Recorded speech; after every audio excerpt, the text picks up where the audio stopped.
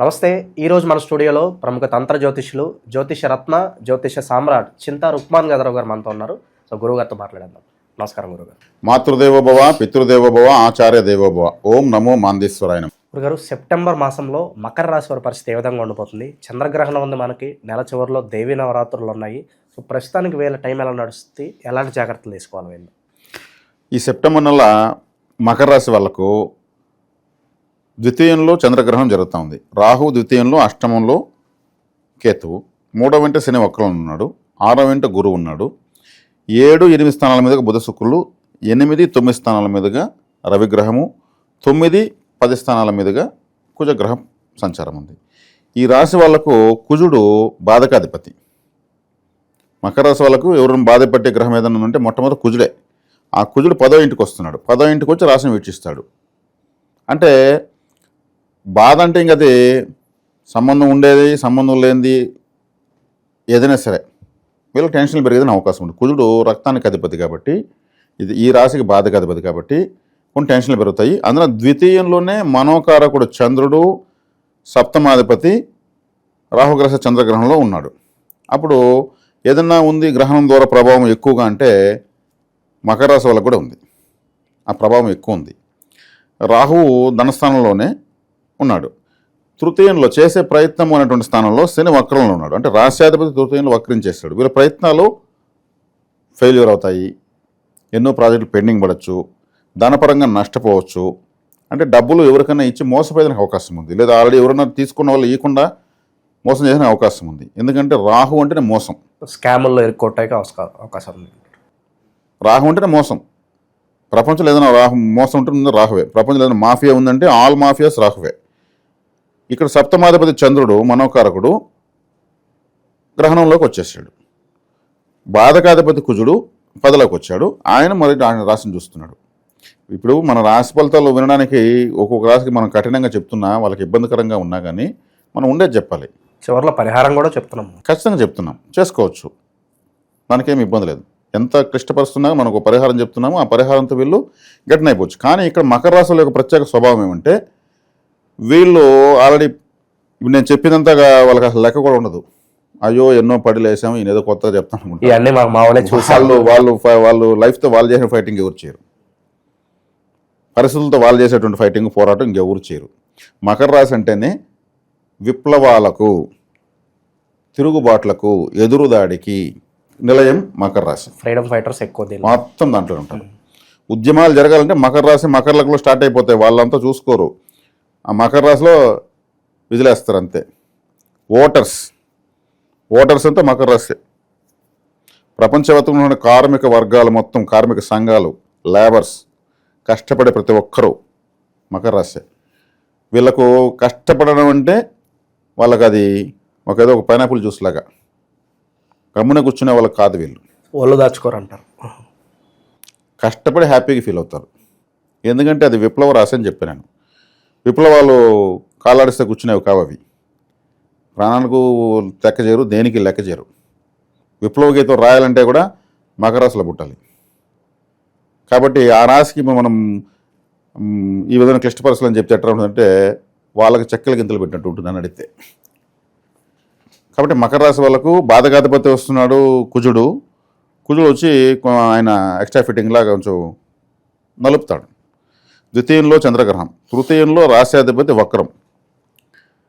వీళ్ళకి పడి అలవాటు కాబట్టి వీళ్ళు పెద్దగా చెప్పుకోరు. నాకు ఇంత ఇబ్బంది ఉంది, అంత ఇబ్బంది పెద్దగా చెప్పుకోరు. జనరల్గా కదా ఎన్నో చూసామనుకుంటారు. వీళ్ళకు కష్టం ఎక్కువ, ఫలితం తక్కువ, కష్టం ఎక్కువ, గుర్తింపు తక్కువ. వీళ్ళ సలహా తీసుకున్న వాళ్ళకి ప్రయోజనం ఎక్కువ, వీళ్ళ పేపర్లు చూసి రాసిన వాళ్ళకి మార్కులు ఎక్కువ. వీళ్ళకన్నా చేతకన్న వాళ్ళని వీళ్ళు గొప్పలు చేసి వదిలేస్తారు. అట్లా మంచి స్పెషల్ రాశి అది మకర రాశి. కాబట్టి దీంట్లో ఈ మకర రాశి వాళ్ళకు సప్తమంలో బుధ శుక్రులు అష్టమంలోకి రావడము అదొక చిన్న మైనస్. అష్టమ స్థానం మంచిది కదా ఎప్పుడు కూడా. కాబట్టి ఇక్కడ అష్టమంలో రవి భాగ్యంలోకి వస్తున్నాడు, అష్టమంలో ఆల్రెడీ కేతు ఉన్నాడు. ఈ పరిస్థితులన్నీ దృష్ట్యా తీసుకుంటే వీళ్ళకు జాగ్రత్తగా ఉన్న సమయం అని చెప్పాలి. పాజిటివ్గా తీసుకుంటే ఏం జరగవచ్చు అంటారు కదా? పాజిటివ్గా తీసుకుంటే వీళ్ళకు ఉన్నటువంటి విల్ పవరే వీళ్ళకి పాజిటివిటీ. ఎనీ టైం వ్యక్తిగతంగా వీళ్ళకున్న సామర్థ్యమే వీళ్ళ యొక్క ఆయుధము. అది వీళ్ళకి తెలియకుండా వెనుకున్నటువంటి పరిహారము. మకర రాశి వాళ్ళు పరిస్థితులకు ఎదురు తిరిగి నిలబడతారు. ఏమో చూద్దాము, రాని ఎంత వస్తుంది, రాని చూద్దాం, ఏమైపోతుంది, ఎన్ని చూడలేదు అనేటువంటి లక్షణం వీళ్ళ యొక్క బ్లడ్లో ఉంటుంది. మకర రాశి వాళ్ళకు ప్రత్యేకంగా నేను ఎన్నోసార్లు ఎంతోమంది దగ్గర కనుక్కున్న విషయం ఏంటంటే, విన్న విషయము, తెలుసుకున్న విషయం ఏంటంటే, వారాహి అమ్మవారి ఆరాధన చేస్తే వీళ్ళకు ఎనీ టైం మళ్ళీ ఇన్స్టంట్గా పుంజుకుంటారని ఒక మాట ఉంది. మకర రాశి వాళ్ళు వారాహి ఆరాధన అది ఇంకా దశాభుక్తులతో, రాశిఫలాలతో, జాతకంతో కూడా సంబంధం లేదు అని నేను ఎక్కువగా దక్షిణ భారతదేశంలో ముఖ్యంగా కేరళ, తమిళనాడు ప్రాంతాల్లో నేను ఎక్కువ చూశాను. ఇది ఎలా వారాహమ్మవారి ఆరాధన చేస్తే వీళ్ళ క్లిష్ట పరిస్థితి చించి అడవతలు పడేస్తుంది అమ్మవారు, జాతకం నీకు ఎట్టుంటే నేను అంటుంది అని నేను విన్నాను. కాబట్టి చేసుకోవచ్చు, వారాహి అమ్మవారి ఆరాధన వీళ్ళు చేసుకోవచ్చు. సో శుభకార్యాల పరిస్థితి ఏంటి గురుగారు? శుభకార్యాల పరిస్థితి తీసుకుంటే వీళ్ళు శుభకార్యాల కారకులైనటువంటి బుధ శుక్రులు రాశి మారి అష్టమంలోకి రావడము, ఈ రాశికి భాగ్యాధిపతి బుధుడు, పంచమాధిపతి, దశమాధిపతి, కేంద్ర కోణాధిపతి శుక్రుడు, ఇద్దరు సప్తమ అష్టమాల మీద ప్రయాణిస్తున్నారు. వాళ్ళు ఒకవేళ పెట్టుకుంటే కూడా ఏదన్నా కొంచెం రిస్క్లు ఫేస్ చేయాల్సి వస్తుంది. అంటే శుభకార్యాలు చేయొచ్చు, వీళ్ళు చేయొచ్చు హ్యాపీ. దానివల్ల వీళ్ళు కొంచెం ఆర్థికంగా క్రష్ అవుతారు, డబ్బులు ఎక్కువ ఖర్చు అయిపోతుంది, మళ్ళీ రికవరీ కోసం టైం పట్టిపోతుంది. కాబట్టి శుభకార్యం వచ్చినప్పుడు చేసే తీరాల వీళ్ళకి తెగింపు ఎక్కువ చేస్తారు, చేసి దాన్ని మళ్ళీ ఫేస్ చేసుకొని వీళ్ళే ప్రిపేర్ అయిపోతారు. సో కొత్త పరిచయాలు ఉన్నప్పుడు ఎలా డీల్ చేయాలంటారు? ధన నష్టం కానీ, పరువు నష్టం కానీ వాళ్ళ వల్ల జరిగే అవకాశాలు ఖచ్చితంగా ఉంటుంది. ఎందుకంటే ఈ కొత్త పరిచయం అంటేనే రాహు. నేను చిన్నప్పుడు చదువుకున్నప్పుడు ఒక పాఠమే ఉన్నది, కొత్తగా వచ్చిన వారిని నమ్మరాదు అని. పాఠం పేరే అది. ఒక పక్షి ఉంటుంది, దానికి ఒక పిల్లలు ఉంటాయి, ఆ పిల్లలకు మేత తెచ్చి పెడతా ఉంటుంది ఆ పక్షి. అక్కడికి ఒక పిల్లి వస్తుంది, వినయాన్ని నటిస్తుంది, అరే ఇది మనం లేనప్పుడు మన పిల్లల్ని చూసుకుంటుంది అని నమ్మి దానికి కూడా మేత పెడతా వస్తుంది, తెచ్చిన మేతలో కొంత. కొద్ది రోజుల తర్వాత ఈ పిల్లలు ఎత్తుకు నా పిల్లలు వెళ్ళిపోతుంది. అరే కొత్తగా వచ్చిన వారు నమ్మిన దానికి మోసమైందని ఆ పాఠం చిన్న ఎలిమెంటరీ స్కూల్ వచ్చింది. అట్లా ఈ రాహువు ద్వితీయ స్థానంలో ఉన్నాడు, అంత మంచిది కాదు. వీళ్ళు కొత్త పరిచయాలు కానీ, కొత్త స్నేహితులు కానీ వీళ్ళకి మంచిది కానే కాదు ఈ సమయంలో. అందులో రాష్ట్రాధిపతి కూడా బలహీనుడైనాడు, శని వక్రంలో వెనక్కి వస్తున్నాడు, రాహు వైపే వస్తున్నాడు. రాహు ఏం చేస్తాడు, ఉప్పు పైన నిప్పు పైన ఉప్పు వేస్తే ఫట్ అని ఎగురుతుంది, అలా ఉంటుంది ఇప్పుడు. కాబట్టి కొత్తగా వచ్చిన వాళ్ళు నమ్మకూడదు. స్టాక్ మార్కెట్లోను, రియల్ ఎస్టేట్లోను పెట్టుబడులు పడడానికి సరైన సమయం అంటారు? సరైన సమయం కాదు. స్టాక్ మార్కెట్ అంటేనే రాహువు, రియల్ ఎస్టేట్ అంటే కుజుడు. కుజుడు వచ్చి రాశిని చూస్తున్నాడు, బాధ పెడతాడని ఫస్టే చెప్పుకున్నాము. రాహు స్టాక్ మార్కెట్ కాబట్టి ఈ బెట్టింగ్లు, గుర్ర పందాలు, ఇంకా ఏమైతే ఉంటాయి ఈ టైప్ ఆఫ్ జోదాలు, అంటే 1000 వేస్తే కోటి వస్తుంది అన్నటువంటి అన్నీ ఇటవన్నీ రాహువే ఏమారుస్తూ ఉంటాడు. ఇన్స్టెంట్గా నువ్వు కేవలం ఇంతే పెట్టు చాలు, నీకు జాక్పాట్ కొడితే నీకు మొత్తం నీదే.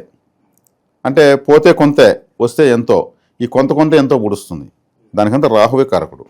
ఆయన ధనస్థానంలో కూర్చున్నాడు, ధనస్థానం అంత మంచిది కాదు. సో సెప్టెంబర్ మాసంలో చాలా వరకు విదేశాలకు వెళ్ళి ఈ మాస్టర్స్ చదవాలని చాలామంది ప్రయత్నిస్తూ ఉంటారు, వాళ్ళకి ఏదైనా సూచన ఉందా? సెప్టెంబర్ మాసంలో విదేశాలకు వెళ్ళి చదవాలనుకున్న వాళ్ళకు వెళితే ఇప్పుడు ప్రపంచ స్థాయిలో ఎలా ఉన్నాయంటే పరిస్థితులు, మనం అది కూడా ఆలోచించుకోవాలి రాష్ట్ర ఫలితాలకు సంబంధం లేకుండా. ఈ మధ్యన ఐర్లాండ్లో ఇండియన్స్ కనిపిస్తే కొడుతున్నారంట, అమెరికాలో ఇండియన్స్ పైన ఆంక్షలు అన్నీ. ఈ ఇండియన్స్ వస్తే అక్కడ ఆ దేశం వాళ్ళకు 10 రూపాయలు ఇస్తే ఆ వర్క్ వీళ్ళు 5 రూపాయలు ఇస్తే చేస్తున్నారు, ఇక్కడ డబ్బులంతా ఇండియాకి పంపించేస్తున్నారు, వీళ్ళ వల్ల మనకు ఉద్యోగ అవకాశాలు పోతున్నాయనేసి ఇట్లాంటి పరిస్థితి వాతావరణం తయారైంది విచిత్రంగా. ఇప్పుడు ముఖ్యంగా అమెరికా అనేది ఇండియానే టార్గెట్ చేసేసింది. కొత్తగా అక్కడికి వెళ్ళిన వాళ్ళు, వాళ్ళు ఉన్నవాళ్ళు, ఉద్యోగాలు ఉన్న వాళ్ళు కూడా ఉద్యోగాలు పోగొట్టుకున్నారు. కాబట్టి విదేశీ ప్రయత్నాల కంటే రాహువే కారకుడు. ప్రస్తుతం ద్వితీయంలో ఒక చంద్రగ్రహణం జరుగుతుంది. విదేశీ ప్లానెట్స్ రాహువు, చంద్రుడు, వాళ్ళిద్దరికీ ఇక్కడ గ్రహణం ఏర్పడుతూ ఉంది. కాబట్టి ప్రస్తుతానికి మానుకోవడం బెటర్. ఇక చివరగా కుటుంబ పరంగా, ప్రేమానురాగాల పరంగా ఎలా ఉంటుంది? కుటుంబాలు, ప్రేమానురాగాలు అనేవి సహజంగా వీళ్ళకు చిన్నప్పటి నుంచి కొంచెం తక్కువేనండి. చిన్నప్పటి నుంచి వీళ్ళతో ఫ్రెండ్షిప్ చేస్తారు, అలవాటు ఉంటుంది వీళ్ళకు. ఎందుకంటే వేరే అవసరం వీళ్ళకి ఉండదు. ఉంటే కూడా అది తాత్కాలికమైన మళ్ళీ వీళ్ళకి అర్థమవుతుంది. ఆడ అవసరం తీరింది, వచ్చినాడు, నటించినాడు, పని చేసుకున్నాడు, చెక్కేసాడు, మళ్ళీ పని ఉంటే వస్తాడు మనకని కనుక్కుంటారు వీళ్ళు. మకర రాశి వాళ్ళు వీళ్ళతో వీళ్ళు ఫ్రెండ్షిప్ ఎక్కువ చేసుకోవడం బెటర్. చేసుకుంటూ ఉంటారు కూడా వాళ్ళు. ఎందుకంటే ద్వితీయాధిపతి శనే, రాశాధిపతి శనే. శని ఎప్పుడు కూడా ఆయన సంతోషానికి కారకుడు కాదు, మనం కడుపులో కలిగే బాధకు కారకుడు శనేశ్వరుడు. కడుపులో కలిగే బాధ, నమ్మక ద్రోహంతో, అది నా కడుపు మంట నీకు తగులుతుంది అంటారు. నా చెయ్యి మంట, నా తలకాయ మంట అని చెప్పరు. ఇప్పుడు ఎక్కడ శాపం పెట్టేటప్పుడు నా కడుపు మంటే అంటారు. ఆ కడుపులో కలిగే బాధకు శని కారకుడు. ఆ శనే వీళ్ళకు రాశ్యాధిపతి. వీళ్ళతో వీళ్ళు మాట్లాడుకోవడం, వీళ్ళతో వీళ్ళు ఫ్రెండ్షిప్ చేయడం, వీళ్ళతో వీళ్ళు బంధుత్వం చేయడం అనేది వీళ్ళకి ఎక్కువ పరిచయం అవుతుంది. జీవితంలో పెద్ద అయ్యే కొద్దికి ఎవరు మనకు ఎవరు కారు, అందరూ కూడా అవసరాల కోసం ఉన్నారు మనతో పాటు అనేటువంటి సత్యం వీళ్ళకి బాగా అర్థమవుతుంది.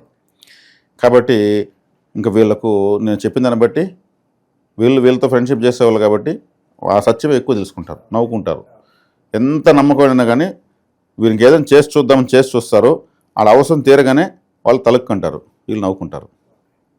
ఇక మనం పరిహారాల్లోకి వెళ్ళబోయే ముందు ప్రస్తుతం గ్రహస్థితి బట్టి వీళ్ళ గురించి ఒక మాటలో చెప్పాలంటే ఏం చెప్తారు? ఉన్న పరిస్థితి బట్టి, ఉన్న పరిస్థితులు బట్టి వీళ్ళకి వ్యక్తిగత సామర్థ్యం ఉన్నటువంటి ఏకైక రాశి. వ్యక్తిగత సామర్థ్యం అంటే ప్రత్యేకమైనటువంటి విప్లవాత్మకమైనటువంటి శక్తి ఉన్నటువంటి ఏకైక రాశి ఇది. కాబట్టి వీళ్ళు దేనికి భయపడిన తత్వం వీళ్ళకి గంత కలిగిందంటే ఇంక ప్రపంచంలో ఎవరికి భయపడరు. ఆ శక్తే వీళ్ళకు శ్రీరామ రక్ష. ఈ గోచారాలు ఇవంతా తాత్కాలికమండి, నెలలు రోజులు వారాలు ఉంటాయి, కానీ వీళ్ళు శాశ్వతం కదా. అప్పుడు దేనికి భయపడాలనేటువంటి తత్వమే వీళ్ళకు శ్రీరామ రక్ష. ఇంకా ఆ దానం చేయండి, ఈ దానం చేయండి అని చెప్తే కన్నా ఒకవేళ చేయకపోతే ఏమైపోతుంది, చేస్తే ఏమొచ్చేస్తుంది అనేటువంటి స్థాయి కలిగిన వాళ్ళు వీళ్ళు. అది ఎప్పుడు గొప్పదే, అది వీళ్ళకి శ్రీరామ రక్ష. సో మనం ఏ పని చేసినా కూడా విజయవంతం కావాలనే సంకల్పంతో చేస్తూ ఉంటాము.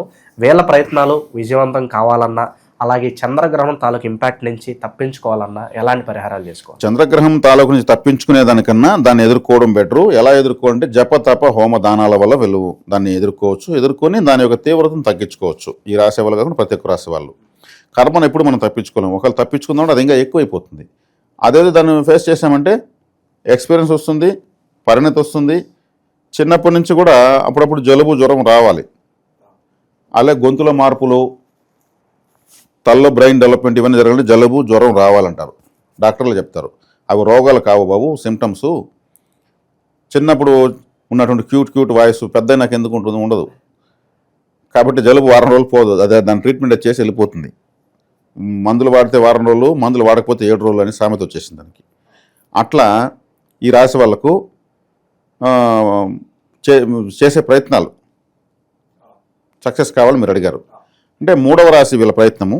3వ రాశి అంటే మీనరాశి. మీనరాశిలో శని వక్రించాడు. లాభస్థానము, అవి ఫలితాన్ని చేసే ప్రయత్నాలు ఫలితం రావాలంటే, లాభం కలగాలంటే లాభస్థానము 11 అంటే వృశ్చిక రాశి వీళ్ళకి 11వ రాశి. ఇప్పుడు 3వ రాశిలో ఉన్నటువంటి పూర్ణ నక్షత్రం ఏది? ఉత్తరాభాద్ర నక్షత్రం. ఉత్తరాభాద్ర నక్షత్రం అధిపతి ఎవరు? శనేశ్వరుడే. ఉత్తరాభాద్ర అంటే ఎవరు? కామధేనువు. మనం పూజించేటువంటి కామధేనువు ఉత్తరాభాద్ర నక్షత్రం. కాబట్టి గోసేవ అధికంగా చేసే కొద్దికి వీళ్ళకు ప్రయత్నాలు సక్సెస్ అవుతాయండి. ఇంకా గోచార ఫలితాలు నథింగ్. గోశాలకు వెళ్ళి అక్కడ ఒక గంట సేపు కూర్చోండి, ఆ బ్రీతింగ్ తీసుకురండి కడుపు నిండా.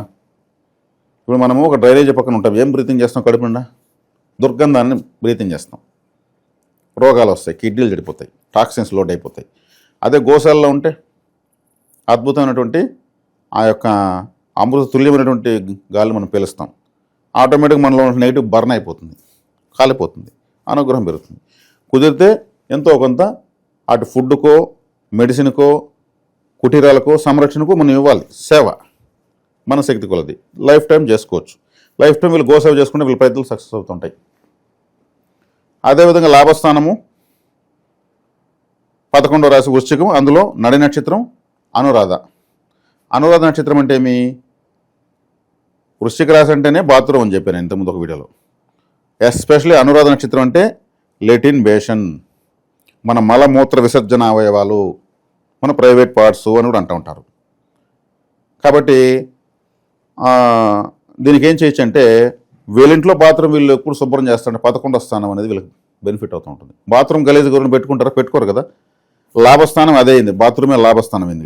వీళ్ళు ఏం చేయొచ్చు అంటే 15 రోజులకు ఒకసారి, కనీసం 2 వారాలకు ఒకసారి ఓ కొబ్బరికాయ కొట్టి బాత్రూంలో నైవేద్యం ఇవ్వాలి. బాత్రూమ్ నైవేద్యం అంటే ఏమి, కొట్టి పెట్టేయడం. నైట్ పడుకునేటప్పుడు కొద్దిగా కుంకుమ 2 పంచలాలి. చూడడానికి భీకరంగా ఉంటుంది. మళ్ళీ కొబ్బరికాయలు బాత్రూంలో కుంకుమ ఏదో ఒక తంత్రంలాగా ఉంటుంది. యాక్చువల్గా తంత్రం ఏది, వీళ్ళకి 11వ స్థానం లాభస్థానము.